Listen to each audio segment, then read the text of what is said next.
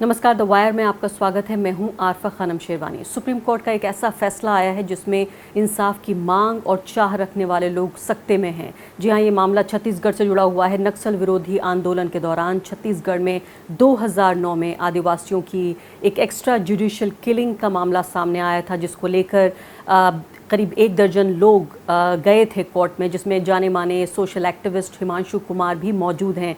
13 साल ये पुराना मामला है जिसमें इस याचिका को सुप्रीम कोर्ट ने खारिज कर दिया। सिर्फ इतना ही नहीं, याचिकाकर्ता हिमांशु कुमार, जो कि कुछ ही पलों में हमारे साथ मौजूद होंगे, उनके ऊपर 5 लाख रुपए का जुर्माना लगाया है। इसके साथ साथ ये भी कहा है कि छत्तीसगढ़ सरकार उनके खिलाफ धारा 211 के अधीन मुकदमा दर्ज कर सकती है। तो ये बड़ा ही गंभीर मामला है कि ये जो इतना पुराना मामला है उसमें सुप्रीम कोर्ट ने मई में अपने फैसले को रिजर्व कर लिया था और अब ये सामने आया है मामला। इसके अलावा हिमांशु कुमार ने सुप्रीम कोर्ट में याचिका दाखिल करके दांतेवाड़ा में साल 2009 में, जैसे मैंने आपको बताया, 17 आदिवासियों की हत्या के मामले में छत्तीसगढ़ पुलिस और साथ साथ जो केंद्रीय सुरक्षा बल हैं सीआरपीएफ, उनके खिलाफ सीबीआई जांच की मांग की थी। अभी इस याचिका को 13 साल बाद न सिर्फ कि खारिज किया गया है, बल्कि उनके ऊपर ये जो फाइन है वो भी लगाया है। तो इस सब मामले को कैसे देखा जाए? इस पूरे मामले को कहीं ना कहीं तीस्ता सी तलवार से के पैटर्न पे भी देखा जा रहा है। तीस्ता सी तलवार के मामले में सुप्रीम कोर्ट ने जिस तरह से कहा था कि छानबीन करने की ज़रूरत है तीस्ता के बारे में, और इसके अलावा उन्होंने कहा कि ज़किया जाफरी की भावनाओं का इस्तेमाल करके अपने मकसद को पूरा करने की कोशिश कर रही थी तीस्ता सी तलवार, सुप्रीम कोर्ट ने कहा। और उसके बाद फिर एटीएस ने उनकी गिरफ्तारी कर ली और आप जानते हैं कि श्री कुमार और तीस्ता सी तलवार दोनों ही जेल में हैं। तीस्ता सी तलवार वो व्यक्ति हैं जिन्होंने गुजरात जो दंगे थे उनसे, उनके जो पीड़ित थे उनके साथ पिछले 20 साल से वो काम कर रही थी। हिमांशु कुमार अब आगे क्या करेंगे? क्या वो 5 लाख रुपए जमा करेंगे? इसके अलावा क्या वो, जिस तरह से उन्होंने अपनी फेसबुक पोस्ट में लिखा है कि ये जो पूरा मामला है ये उन लोगों से जुड़ा हुआ है जिसमें कि इतने लोगों की हत्या हुई, और इसके अलावा 1.5 साल के बच्चे की ये तस्वीर उन्होंने सामने लगाई है कि उसका हाथ काट दिया गया था। बहुत दर्दनाक ये हत्या हुई थी जो आदिवासियों की थी। क्या इस पूरे मामले को, आदिवासियों का जो पूरा संघर्ष है छत्तीसगढ़, इसके अलावा और कई अन्य राज्यों में, उसमें जो इंसाफ की मांग करने के लिए जो सामाजिक कार्यकर्ता, ह्यूमन राइट्स एक्टिविस्ट अदालत जाते रहे हैं, उनके लिए क्या मायने हैं? इसके हम बात करते हैं हिमांशु कुमार से, और जाने माने सामाजिक कार्यकर्ता हिमांशु कुमार हमारे साथ मौजूद हैं। हिमांशु जी, सबसे पहले तो मैं आपकी प्रतिक्रिया जानना चाहूँगी, जो कोर्ट का फैसला है उस पर आप क्या कहना चाहते हैं? देखिए, ये जो फैसला आया है ये कह रहा है कि आपकी गलती ये है कि आपने इंसाफ मांगा, और अगर कोर्ट ये कहेगा कि इंसाफ मांगना ही जुर्म है, तो इसका मतलब है कोर्ट ये कह रहा है कि किसी को कोर्ट आने की जरूरत नहीं है। तो कोर्ट को बंद करना चाहता है। तो ये बहुत चिंताजनक हालत है कि लोगों को इसलिए सजा दी जाएगी कि वो कोर्ट क्यों आए। तीस्ता सीतलवाड़ के साथ भी अभी अभी यही हुआ, और मेरे साथ भी यही हो रहा है। एक तो ये चीज है। दूसरी, जो इसमें सेंट्रल एजेंसी सीबीआई और एनआईए, और मेरी उम्मीद है कि वो एनआईए ही उसमें कार्रवाई करेगी। फरवरी में इन लोगों ने एक एफिडेविट फाइल किया था सुप्रीम कोर्ट में, जिसमें ये मांगा था कि हिमांशु कुमार और इनके जैसे दूसरे लोग जो अन्य हाई कोर्ट में सुरक्षा बलों के खिलाफ मुकदमे दायर करते हैं, उन सब के खिलाफ एफआईआर करने और इनकी जांच करने, नक्सलियों से संबंधों के बारे में, ये इजाजत सुप्रीम कोर्ट सीबीआई या एनआईए को दे दे। इसका मतलब ये है, और हमें लग रहा है कि इस फैसले के बाद मेरा और मेरे जैसे अन्य सामाजिक कार्यकर्ताओं को गिरफ्तार किया जाएगा, उनके खिलाफ एफआईआरें की जाएंगी, और नक्सलियों से संबंधों के नाम पर, जांच के नाम पर कई बरस तक हम लोगों को जेल के अंदर रखा जाएगा।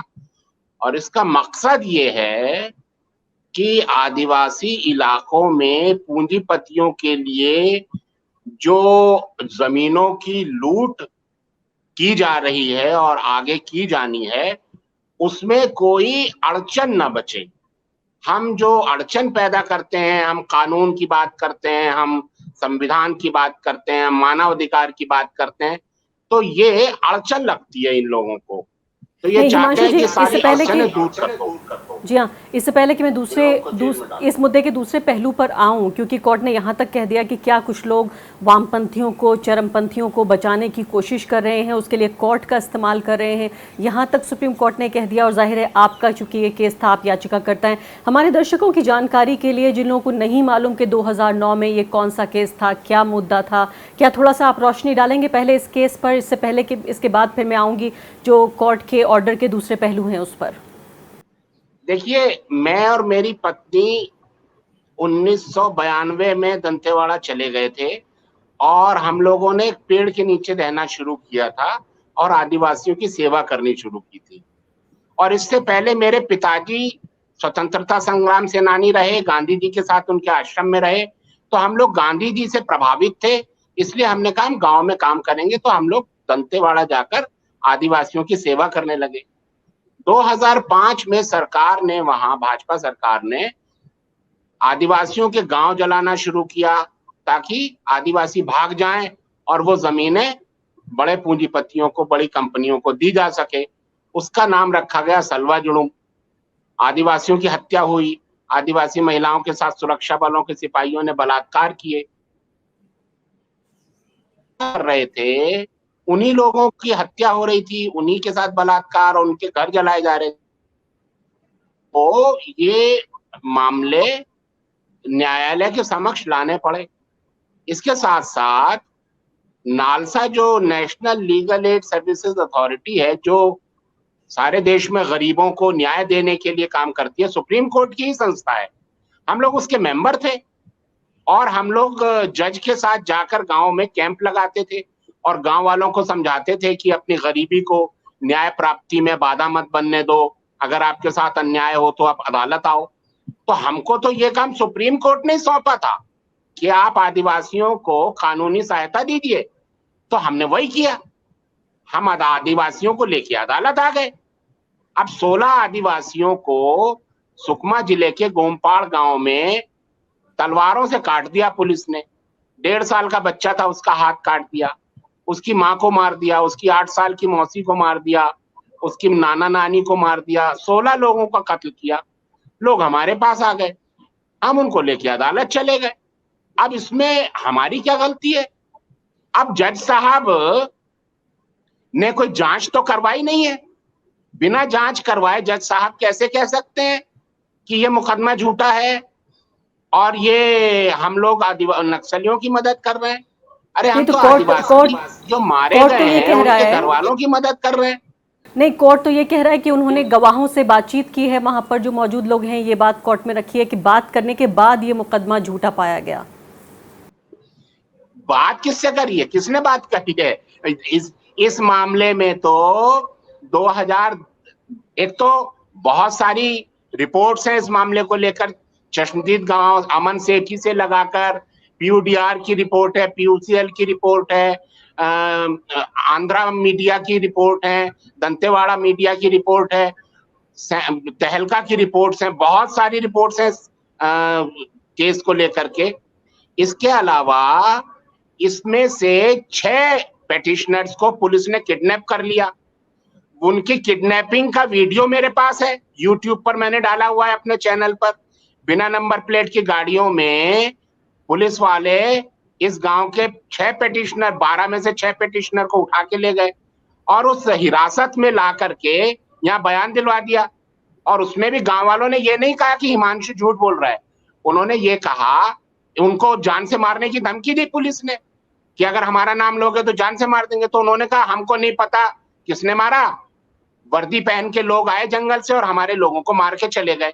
ठीक है, अननोन अनआइडेंटिफाइड लोग थे। ठीक है, इसके बाद सुप्रीम कोर्ट को जांच करानी चाहिए ना, जांच क्यों नहीं कराई?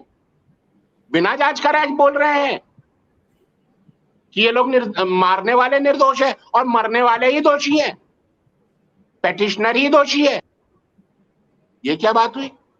तो किस बुनियाद पे ये कहा है, आपको समझ नहीं आ रहा? आपको ये समझ में नहीं आ रहा कि किस बुनियाद पे ये पाया गया कि ये मुकदमा झूठा है, आपके खिलाफ सरकार एक्शन ले? ये भी बात कही गई, आप कह रहे हैं कि एनआईए सीबीआई भी आपसे पूछताछ कर सकती है, आप 5 लाख का जुर्माना भी आपके ऊपर लगा दिया गया। इस सब की बुनियाद आपको समझ नहीं आ रही है, और वो भी जो उच्चतम न्यायालय है वो ये कर रहा है।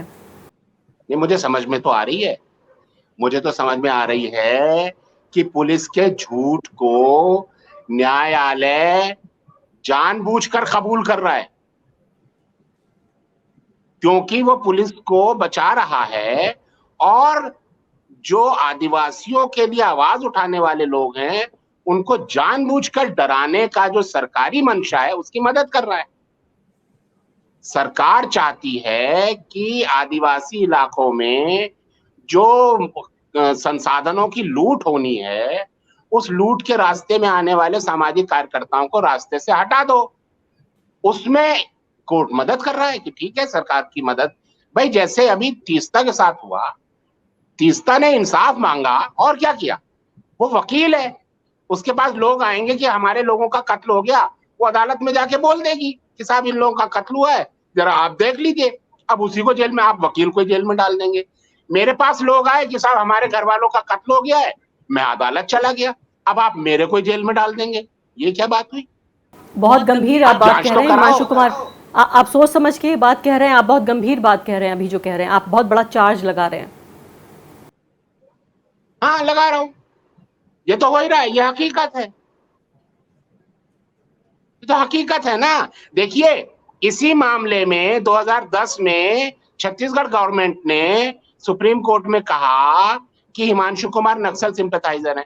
सुप्रीम कोर्ट ने फटकार लगाई सरकार को कि खबरदार, अगर ये इस तरह की बातें करी यहां पर तो, हिमांशु कुमार को नक्सल सिंपैथाइजर बोला तो। उसके बाद 2017 में फिर से छत्तीसगढ़ सरकार ने एक एफिडेविट डाला जिसमें कहा हिमांशु कुमार और सोनी सोरी दोनों के ऊपर जुर्माना लगाओ, ये लोग फर्जी मुकदमे डालते हैं। उसमें सुप्रीम कोर्ट ने नहीं सुना, लेकिन अब सुप्रीम कोर्ट बदल चुका है। अब जब 2022 में सुप्रीम कोर्ट के पास सरकार ने कहा कि हिमांशु कुमार जो है वो नक्सल सिंपैथाइजर है, तो सुप्रीम कोर्ट ने कबूल कर दिया। ये सुप्रीम कोर्ट के बदलते हुए कैरेक्टर का सबूत है। 2010 में नहीं माना सुप्रीम कोर्ट ने, 17 में नहीं माना, 2022 में मान लिया। और अगर सुप्रीम कोर्ट बदलेगा तो मुझे डर है इस देश के करोड़ों लोगों के दिलों में ऐसी निराशा फैलेगी इस व्यवस्था के प्रति, न्यायिक प्रक्रिया के प्रति, कि लोग अदालत आने से डरेंगे, लोग इंसाफ मांगने में डरेंगे। मैं उसी चीज से चिंतित हूं। आज मुझे लोग फोन करके कह रहे हैं कि सर, आप जैसे गांधी जी की रास्ते पर चलने वाले लोगों को अगर जेल में डाल दिया जाएगा तो नौजवानों में भयानक निराशा फैल जाएगी। मेरा कहना है ऐसा मत होने देना। इंसाफ की लड़ाई बंद नहीं होनी चाहिए। नए नौजवान आए, ये लड़ाई जारी रहनी चाहिए। इंसाफ खत्म हो गया तो इंसानियत खत्म हो जाएगी। और आप 5 लाख रुपए जमा करेंगे? नहीं, मैं जुर्माना नहीं दूंगा। जुर्माना देने का मतलब होगा मैं अपनी गलती कबूल कर रहा हूं। गांधी जी से चंपारण में जज ने कहा तुम्हें 100 रुपए के मुचलके पर छोड़ा जाता है। गांधी जी ने कहा मैं जुर्माना नहीं दूंगा, मैं भी नहीं दूंगा, मैं जेल जाऊंगा। बहुत बहुत शुक्रिया जी, बहुत बहुत शुक्रिया आपका हिमांशु कुमार, हमसे बातचीत करने के लिए आपका। द वायर के और वीडियोस देखने के लिए सब्सक्राइब करें और बेल आइकन पर क्लिक करें। स्वतंत्र पत्रकारिता की आर्थिक मदद करने के लिए डिस्क्रिप्शन में दिए गए लिंक पर जाएं और अपनी राशि चुनें।